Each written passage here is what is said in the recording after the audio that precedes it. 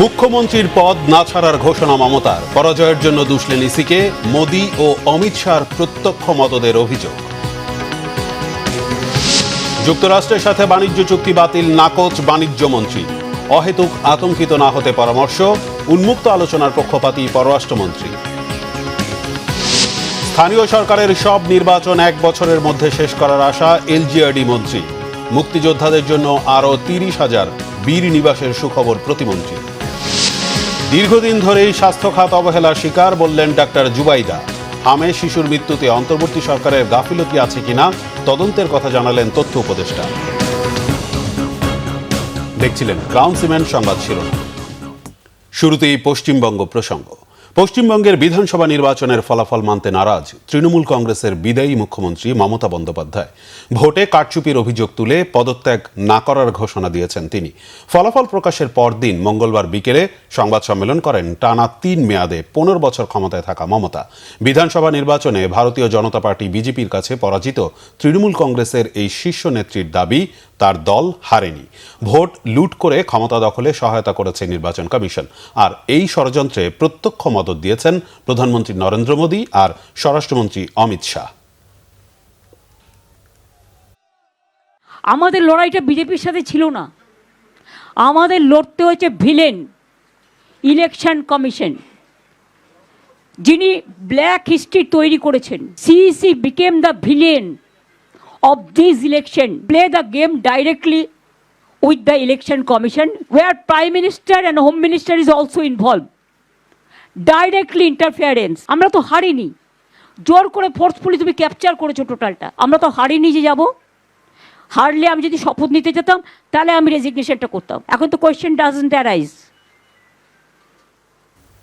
জোর করে দখল করে যদি কেউ মনে করে যে আমি কি রেজিগনেশন দিতে হবে, no, not that. Now also I want to say that we didn't lose the election. It is their forceful attempt to defeat us. পশ্চিমবঙ্গের মুখ্যমন্ত্রীর পদ থেকে মমতা বন্দ্যোপাধ্যায় পদত্যাগ না করলে কি হবে? ভারতের সংবিধান ও বর্তমান রাজনৈতিক পরিস্থিতি অনুযায়ী কি পদক্ষেপ নিতে পারবেন পশ্চিমবঙ্গের রাজ্যপাল? কি করবে বিজেপি? এ নিয়ে বিশ্লেষকরা কি বলছেন? ডেস্ক রিপোর্টে জানাচ্ছেন রিফাত জামান। ভারতের পশ্চিমবঙ্গের মুখ্যমন্ত্রীর পদ থেকে মমতা ব্যানার্জি পদত্যাগ না করলে কি হবে? বিজেপির কাছে হারের পরেই ভোট লুটের অভিযোগ এনে পদত্যাগ করতে অস্বীকৃতি জানিয়েছেন তৃণমূল এই নেত্রী। প্রশ্ন উঠেছে, তিনি পদত্যাগ না করলে কি ধরনের পরিস্থিতি হবে পশ্চিমবঙ্গে? কি করবে জয়ী দল বিজেপি? বিশ্লেষকরা বলছেন, এমন পরিস্থিতিতে সংবিধান ও বর্তমান রাজনৈতিক পরিস্থিতি অনুযায়ী 4টি পদক্ষেপ নিতে পারবেন পশ্চিমবঙ্গের রাজ্যপাল RN রবি। প্রথমে আসছে 10 মে বর্তমান বিধানসভার মেয়াদ শেষ হওয়ার সাথে সাথেই মমতা বন্দ্যোপাধ্যায়ের মুখ্যমন্ত্রীত্বের মেয়াদ আইনত শেষ হয়ে যাবে। ফলে পদত্যাগ না করলেও তিনি আর সেই পদেই থাকতে পারবেন না।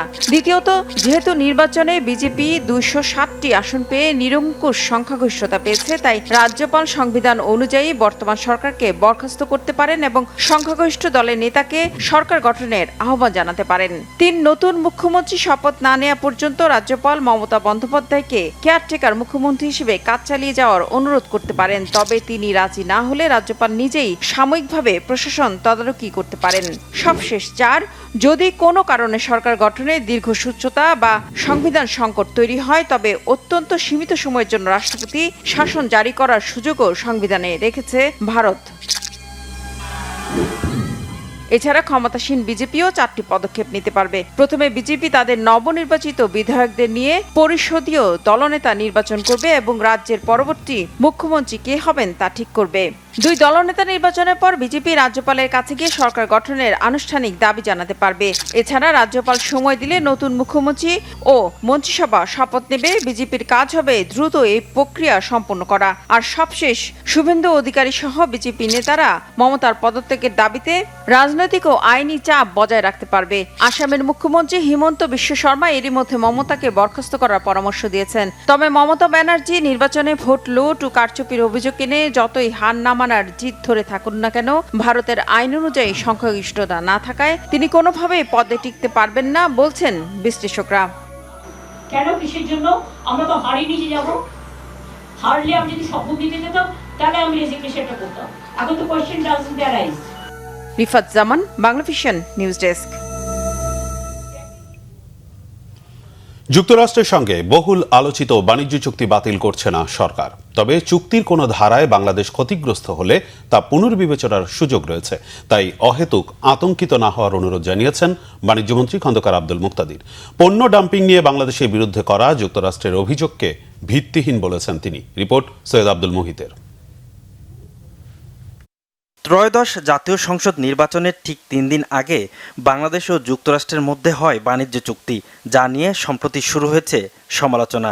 এরই মাঝে ঢাকা সফর করছে দেশটির assistant trade representative for south and central Asia Brendan লিঞ্জের নেতৃত্বে যুক্তরাষ্ট্রের একটি প্রতিনিধি দল। বাণিজ্যমন্ত্রী খন্দকার আব্দুল মুক্তাদিরের সাথে সচিবালয়ে বৈঠক হয় প্রতিনিধি দলের। বাংলাদেশ ও যুক্তরাষ্ট্রের মধ্যে পারস্পরিক বাণিজ্য চুক্তিকে একটি বাস্তবতা বলে উল্লেখ করেন মন্ত্রী। রাষ্ট্র যখন একটা চুক্তি করে সেটা এরকম না যে আপনি ইচ্ছা করলে চুক্তি রাখলেন, চুক্তি শেষ করে ফেললেন, ব্যাপারটা এরকম না। এটা তো দুইটা ব্যক্তির চুক্তি না, দুইটা রাষ্ট্রের চুক্তি। উত্তরাধিকার সূত্রে পেয়েছি। আমাদের কাছে যদি কোনো সময় মনে হয় যে এই চুক্তির কোনো একটি ধারা বা একাধিক ধারা যেটি বাংলাদেশের স্বার্থের অনুকূল না, সেটাকে কারেক্ট করার প্রভিশনও এই চুক্তির মধ্যেই আছে। সুতরাং এটি নিয়ে অহেতুক আপনাদের চিন্তান্বিত হওয়ার বা আতঙ্কিত না হওয়ার জন্য আমি অনুরোধ করব। তবে বাংলাদেশের উৎপাদন ও বাণিজ্যে যুক্তরাষ্ট্রের সাম্প্রতিক তদন্ত নিয়েও আপত্তির কথা জানান মন্ত্রী।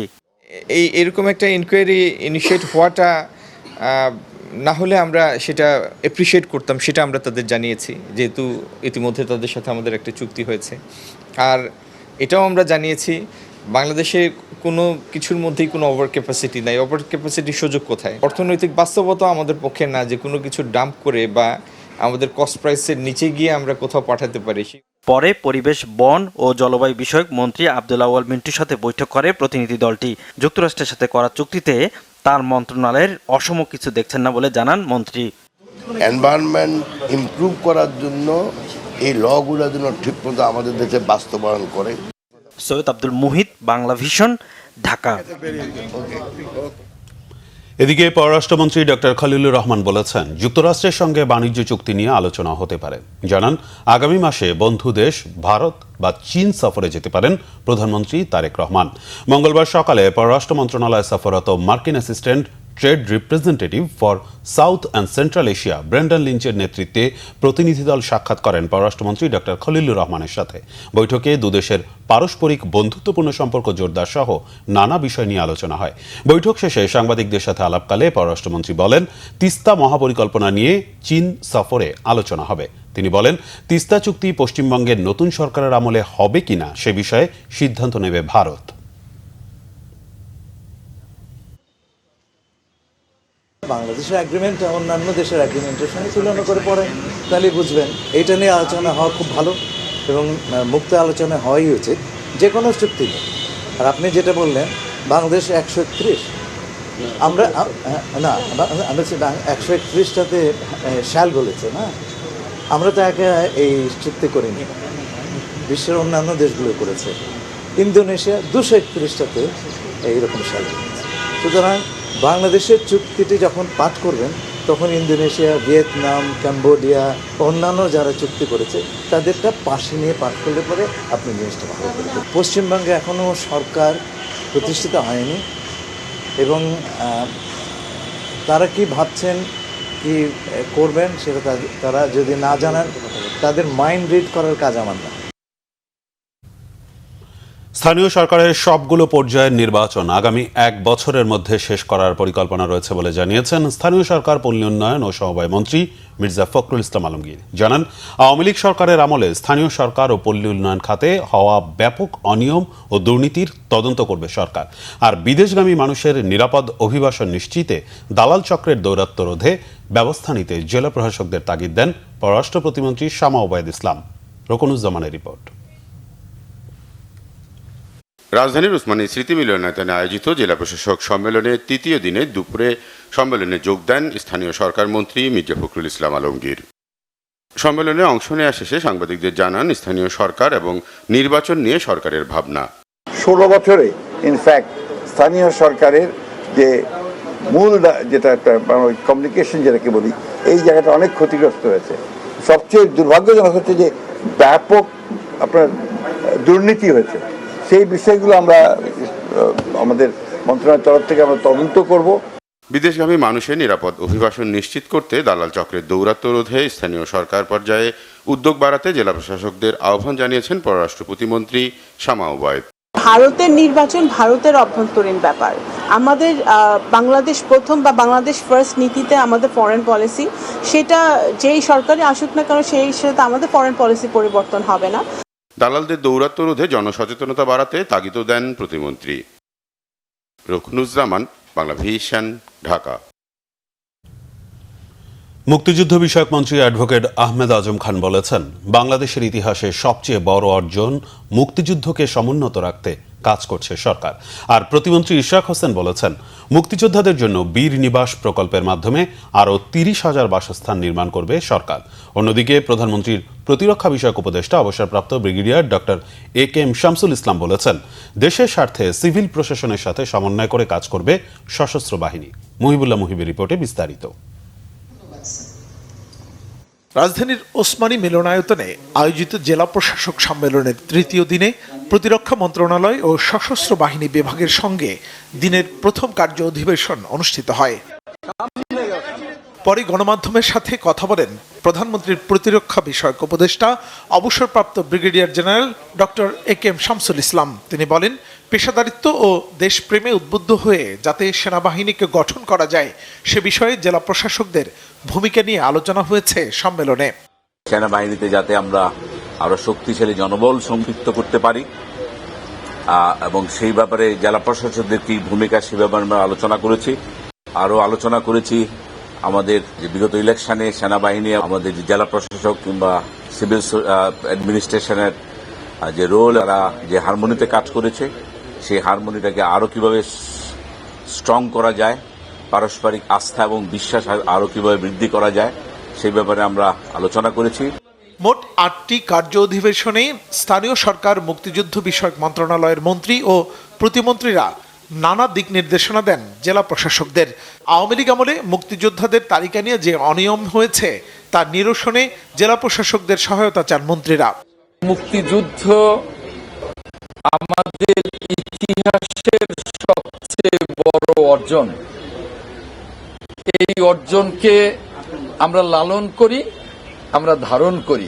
স্বাধীনতার ফসলকে মানুষের কাছে পৌঁছে দেওয়ার জন্য জাতির কাছে কাজ করেছি, এখনো কাজ করছি এবং আমাদের এই মুক্তিযুদ্ধ মন্ত্রণালয় এই মুক্তিযুদ্ধের সুফলকে জনসাধারণের কাছে, জাতির কাছে পৌঁছে দেওয়ার জন্য আমরা কাজ করছি। ফ্যাসিবাদী আওয়ামী সরকারের সময় কি হয়েছে সেটা তো আপনারা সকলেই জানেন। প্রত্যেকটা সেক্টরেই তারা করণ করেছে, দুর্নীতি করেছে, এই বিষয়গুলো তো ছিলই। নিয়ে তাদের প্রশ্ন ছিল, সেগুলার আমরা জবাব দিয়েছি। এর পাশাপাশি 2024 সালে যে উত্থান হয়েছিল সেখানে আমরা জুলাই যোদ্ধাদের জন্য কি করছি সেটা বিস্তারিত আমরা জানিয়েছি এবং তাদের সহযোগিতা কামনা করেছি। গত ৩ মে ৪ দিনব্যাপী জেলা প্রশাসক সম্মেলনের উদ্বোধন করেন প্রধানমন্ত্রী তারেক রহমান। মুহিবুল্লাহ মুহিব, বাংলা ভিশন, ঢাকা। দেশের স্বাস্থ্য খাত দীর্ঘদিন ধরেই অবহেলার শিকার মন্তব্য করে প্রধানমন্ত্রী সহধর্মিণী ডক্টর জুবাইদা রহমান দাবি করেন, স্বাস্থ্যসেবা কোনো সুবিধা নয়, এটি জনগণের অধিকার। সকালে রাজধানীর কুর্মিটোলা হাসপাতালে প্রান্তিক জনগোষ্ঠীর জন্য স্বাস্থ্য সমতা প্রতিষ্ঠায় ঢাকা 17-র নির্বাচনী প্রতিশ্রুতি বাস্তবায়ন শীর্ষক মতবিনিময় সভায় অংশ নিয়ে একথা বলেন তিনি। জানান, ঢাকা 17 আসনের জনগণ আর স্বাস্থ্যসেবা থেকে বঞ্চিত হবে না। শুভ মাহফুজের রিপোর্ট। বিএনপির নির্বাচনী ইশতেহারের মধ্যে অন্যতম প্রতিশ্রুতি ছিল স্বাস্থ্যসেবার সমতা নিশ্চিত করা এবং আধুনিক চিকিৎসা সাধারণ মানুষের দোরগোড়ায় পৌঁছে দেয়া। এরই অংশ হিসেবে রাজধানীর কুর্মিটোলা জেনারেল হাসপাতালে 50 শয্যার আইসিইউ কার্যক্রম শুরু করল সরকার। মঙ্গলবার সকালে এই কর্মসূচির উদ্বোধন করেন প্রধানমন্ত্রী সহধর্মিণী ডাক্তার জুবাইদা রহমান। এ সময় হাসপাতাল ঘুরে রোগীদের খোঁজখবর নেন তিনি। পরে প্রান্তিক জনগোষ্ঠীর জন্য স্বাস্থ্য সমতা প্রতিষ্ঠা ঢাকা 17-এর নির্বাচনী প্রতিশ্রুতি বাস্তবায়ন শীর্ষক মতবিনিময় সভায় অংশ নেন ডাক্তার জুবাইদা রহমান। অনুষ্ঠানে তথ্য ও সম্প্রচার মন্ত্রী জহিরউদ্দিন স্বপন বলেন, সরকার মানুষের মৌলিক চাহিদা পূরণ করতে বদ্ধপরিকর। চিকিৎসার ক্ষেত্রে যে মৌলিক সমতার জায়গাটা অর্জন করা দরকার, যা জনাব তারেক রহমান তার নির্বাচনী ইশতেহারে এবং আমাদের 31 দফাতে বারবার বলেছেন, এমনকি যুক্তরাজ্যের মতো আধুনিক দেশের সঙ্গে তাকে অনুসরণ করে কিভাবে করা যায় তাও আমরা উল্লেখ করেছি। আমরা আশাবাদী যে বাংলাদেশে আমাদের এই আমলে একটা দ্রুত গুণগত পরিবর্তন আসবে, চিকিৎসা ক্ষেত্রে একটা মৌলিক সমতা প্রতিষ্ঠা করা। সকলের জন্য সুস্বাস্থ্য নিশ্চিতে সবাইকে আন্তরিক হওয়ার আহ্বান জানান স্বাস্থ্যমন্ত্রী সর্দার সাখাওয়াত হোসেন বকুল। রোগীদের সেবার প্রতি মনে রেখে আমরা যারা সেবা কার্যে নিয়োজিত, আমরা যেন আমাদের নেতা জনাব তারেক রহমানের নিষ্ঠা, সততা, কর্ম নৈপুণ্যতার প্রতি খেয়াল রেখে আমাদের চেয়ার থেকে আমরা যেন সেই দায়িত্বটুকু নিষ্ঠার সাথে পালন করি। অনুষ্ঠানে প্রধান অতিথির বক্তব্যে ডাক্তার জুবাইদা রহমান বলেন, দেশের স্বাস্থ্য খাত দীর্ঘদিন ধরেই অবহেলার শিকার। সবাইকে সমানভাবে স্বাস্থ্যসেবা দিতে কাজ করছে সরকার। স্বাস্থ্য ব্যয়ের ৭২% সরাসরি জনগণ বহন করে, ফলে অসুস্থতা এখনো দারিদ্র্যের অন্যতম প্রধান কারণ। নবজাতক শিশু থেকে শুরু করে বয়োবৃদ্ধ পর্যন্ত সকলেই যেন সুচিকিৎসা পান। অন্তঃসত্ত্বা মা বোনেরা জটিল সমস্যারও চিকিৎসা সহজে ও দ্রুত পান। আমরা বিশ্বাস করি স্বাস্থ্যসেবা কোনো সুবিধা নয়, এটি মানুষের মৌলিক অধিকার। কড়াইল, ভাসানটেক ও সাততলা বস্তির লোকজন আর স্বাস্থ্যসেবা থেকে বঞ্চিত হবে না বলেও জানান ডাক্তার জুবাইদা রহমান। সকলকে ধন্যবাদ। আল্লাহ। শুভ মাহফুজ, বাংলা ভিশন, ঢাকা। প্রধানমন্ত্রীর তথ্য ও সম্প্রচার উপদেষ্টা ডাক্তার জাহিদুর রহমান বলেছেন, স্থানীয় সরকার নির্বাচন শুরু হবে এবছরের শেষ দিকে, আর এই নির্বাচন চলবে 10 মাস থেকে 1 বছর ধরে। মঙ্গলবার সচিবালয়ে সরকারের বিভিন্ন কার্যক্রমের অগ্রগতি নিয়ে ব্রিফ করেন তথ্য ও সম্প্রচার উপদেষ্টা ডাক্তার জাহিদুর রহমান। তথ্য উপদেষ্টা জানান, উপজেলা পরিষদ বাতিল করার পরিকল্পনা নেই সরকারের। 2024 সালের 5 আগস্টের পর যেসব সাংবাদিক জেলে আছেন, কোনো ক্ষেত্রে তাদের অপরাধ গণহত্যার চেয়েও বেশি। একথা জানিয়ে তথ্য সম্প্রচার উপদেষ্টা বলেন, এ সরকারের আমলে অন্যায়ভাবে কোনো সাংবাদিক যাতে কারাগারে না থাকেন সে ব্যাপারে সরকার সতর্ক। ডেঙ্গু প্রতিরোধে সরকার প্রয়োজনীয় পদক্ষেপ নিয়েছে জানিয়ে তথ্য উপদেষ্টা আশা প্রকাশ করে বলেন, এবছর ডেঙ্গুর প্রকোপ সেভাবে বাড়বে না, তবে যে কোনো পরিস্থিতির জন্য জনগণকে সচেতন হতে হবে এবং মানসিকভাবে প্রস্তুত থাকতে হবে। পশ্চিমবঙ্গে বিধানসভা নির্বাচনে বিজেপির জয়লাভ প্রসঙ্গে তথ্য ও সম্প্রচার উপদেষ্টা বলেন, ভারতের অভ্যন্তরীণ নির্বাচনে যে দলই ক্ষমতায় আসুক না কেন তা বাংলাদেশের সঙ্গে সম্পর্কে প্রভাব ফেলবে না। দেশে জঙ্গিবাদের অস্তিত্ব আছে বলেও জানান তথ্য ও সম্প্রচার উপদেষ্টা। হামের টিকা নিয়ে তথ্য ও সম্প্রচার উপদেষ্টা বলেন, প্রায় 1,61,00,000 শিশু হামের টিকা পেয়েছে, যা 89%। কয়েকদিনের মধ্যে 100% শিশু হামের টিকা পাবে। লোকাল গভর্নমেন্ট ইলেকশন সম্পর্কে আমাদের মাননীয় মন্ত্রী জানিয়েছেন, খুব দ্রুতই এই ব্যাপারে কাজ হবে। লোকাল গভর্নমেন্ট ইলেকশনগুলোর ক্ষেত্রে সবগুলো নির্বাচন শেষ করতে 10 মাস থেকে 1 বছর সময়। আপনারা জানেন, বিশেষ করে ইউনিয়ন পরিষদ অনেকগুলো, সেগুলো ধাপে ধাপে হয়, সেগুলো ওই সময়টা লেগে যাবে এবং কাজ চলছে। এই প্রশ্নটা খুব কমনলি আসে যে সরকার স্থানীয় সরকার নির্বাচন দেবে কিনা। গণপরিবহনে জ্বালানি নির্ভরতা কমানোর বৃহত্তর পরিকল্পনার অংশ হিসাবে বিদ্যুৎ চালিত বাস চালুর পরিকল্পনা করছে সরকার। প্রথম ধাপে শিক্ষার্থীদের জন্য স্কুল বাস আমদানিতে শুল্ক শূন্যে নামানোর সিদ্ধান্ত হয়েছে।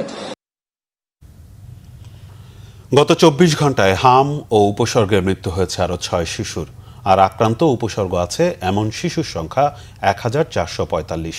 হামের সংক্রমণ পরিস্থিতি এখন সর্বোচ্চ পর্যায়ে রয়েছে বলে জানিয়েছেন হাসপাতাল সংশ্লিষ্টরা। পরিস্থিতি মোকাবেলায় অস্থায়ী ক্যাম্প হাসপাতাল তৈরি করেছে স্বাস্থ্য মন্ত্রণালয়। বিস্তারিত মোবাশ্বের আহমেদের রিপোর্টে। হামের সংক্রমণ পরিস্থিতি এখন উদ্বেগজনক হারে বেড়েছে। হাসপাতালগুলোতে বাড়ছে রোগীর সংখ্যা। আক্রান্ত ও উপসর্গ নিয়ে হামে শিশুর মৃত্যুর সংখ্যাও 300 ছাড়িয়েছে। গেল কয়েকদিনের চেয়ে হাম আক্রান্ত ও উপসর্গ রোগীদের চাপ বেড়েছে ডিএনসিসি কোভিড ডেডিকেটেড হাসপাতালে।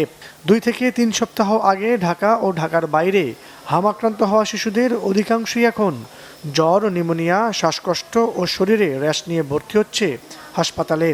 কাশি, বমি, বাথরুম জ্বর 103 102 থাকতো, মানে নিচে নামতোই না।